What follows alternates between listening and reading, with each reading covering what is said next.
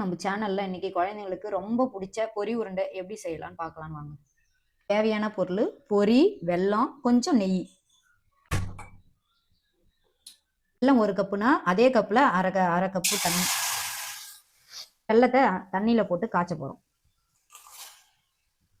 இப்போ வெல்லம் நல்லா காய்ச்சணும், முட்டாய் பதத்துக்கு வரணும்.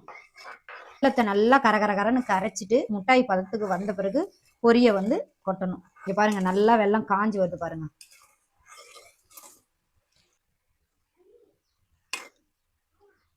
முட்டாய் பதத்துக்கு ரெடி ஆயிடுச்சு. அப்படி தெரியாதவங்க தண்ணியில ஒரு சொட்டு போட்டு இந்த முட்டாய் பதம் வந்துட்டு பாருங்க. இப்போ அடுப்பை ஆஃப் பண்ணிட்டு நெய் கொஞ்சம் ஊற்றிக்கணும். இப்போ பொரியை போட்டுக்கலாம். நல்லா கிளறணும். 1 கப்பு வெல்லம்னா 3 கப்பு பொரி போட்டுக்கணுங்க. இப்போ பாருங்க, பொரி உருண்டை ரெடி ஆயிடுச்சு.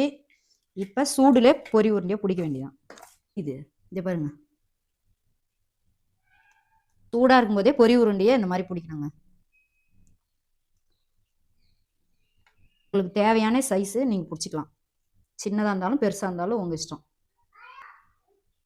இங்கே பாருங்கள், அழகாக வந்திருக்கு பாருங்கள். சூடலே பிடிச்சாதாங்க வரும், ஆறி போனால் வராது. குழந்தைங்களுக்கு ரொம்ப பிடிச்ச பொரி உருண்டை ரெடி ஆயிடுச்சு பாருங்கள்.